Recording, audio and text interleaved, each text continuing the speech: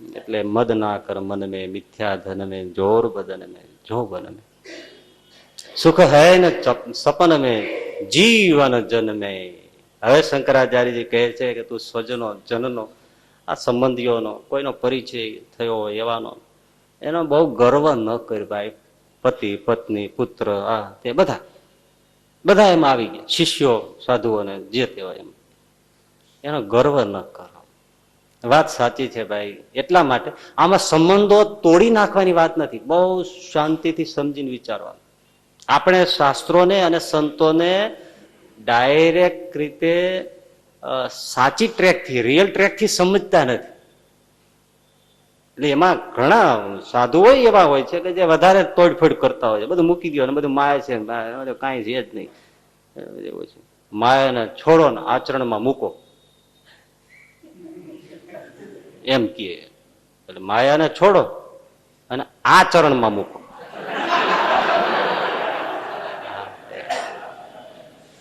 એટલે કોઈ બહુ સરસ કીધું છે કે ઘણા લોકો નથી ખાવું નથી ખાવું નથી ખાવું એમ કરતા કરતા જમવા બેસી જાય, પછી એટલું બધું જમે છે કોઈની પાછળ વધવા દેતા નથી. અને ઘણા લોકો નથી પરણવું નથી પરણવું નથી પરણવું એમ કરતા કરતા પરણી જાય છે, પછી એવા પાવરધા થઈ જાય છે કે કેટલાય પરણાવી દે છે. એમ કેટલાય સાધુ એવા હોય છે નથી જોતું નથી જોતું નથી જોતું એમ કરતા કરતા એટલું ભેળું કરે છે કે ગ્રહસ્થોની વાંકે વધવા નથી દેતા. આવું થાય છે. પણ એ બધા જે હોય તે બેલેન્સ ની વાત છે.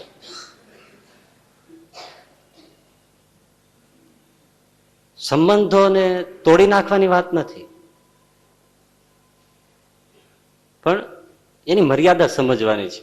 તમારે ગમે તેવા આપણા સંબંધીઓ હોય, શક્તિશાળી હોય બધી રીતે, પણ એની એક મર્યાદા છે. આપણને ક્યાં સુધી મદદ કરે.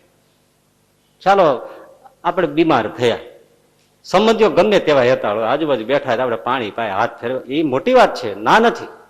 પણ અંદર જે પીડા છે, વ્યથા છે, રોગ છે, એને કોણ દૂર કરી શકે. પંચમ જ્યોર જતો એને સેવક હતો, પણ એવો વફાદાર નોકર ઘરમાં. પછી નિવૃત્ત થયો બિચારા. રાજ તરફથી બધી સગવડતા આપેલી એને, સરસ મકાન વ્યવસ્થા તો આપવું જોઈએ. પંચમ જ્યોર્જ ઇંગ્લેન્ડમાં બ્રિટનમાં, એટલે શું સવાલ. પણ પછી એકદમ મરણ પથારી આવી ગયો. એટલે પંચમ જ્યોર્જને ખ્યાલ આવ્યો કે હવે મહેમાન થોડા દિન હોઈ શકે. પોતે મળવા આવ્યા, ખાનદાન લોકો સંભારે આવા મળવા આવ્યા. સાંભળજો આમાંથી ઘણું, એમ જેટલું તમે સમજો એવો મજાનો પ્રસંગ છે અને ઐતિહાસિક છે. પંચમ જ્યોર્જ આવ્યા, બેઠા, ખુરશી નાખી દીધી. પંચમ જ્યોર્જ એ વખતે જેનો રાજમાં સૂર્ય અસ્ત નહોતો થતો, ભૂમંડળ ઉપર એનું રાજ હોય, એટલે અહીંયા અસ્ત થતો બીજે ઉગે તો ત્યાં એનું રાજ હોય જ. એમ રાજ સૂરજ આથમે નહીં કોઈ એવું રાજ. એ કેવો રાજા તે બેઠો છે. નોકરને કીધું તારી કઈ ઈચ્છા હોય તો કહી દે, તારી ઈચ્છા હું જરૂર પૂરી કરીશ. રાજા મારી ઈચ્છા પૂરી કરશો? તો હા. તને લાગે છે કે હું ન કરી શકું? મારાથી શું ન થાય? તો કે મહારાજ તમારાથી બધું થતું હશે. હા, કેમ ના થાય? મહારાજ મને એક દિવસ વધારે આયુષ્ય આપો, મારે એક દિવસ વધારે જીવવું છે. પંચમ જ્યોર્જ જોઈ રહ્યું, એવું ના કરી શકું. બસ મહારાજ, આજ મારા અંતિમ દિવસો છે ત્યારે મને વિચાર આવે છે કે મેં એક સમ્રાટની સેવા કરી, પણ મારે આજે જરૂર છે એક દિવસ પણ મને આપી શકતો નથી.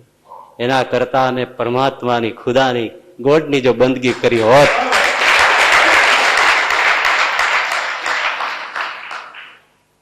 તો આજે મારે કશી કમી ના હોત.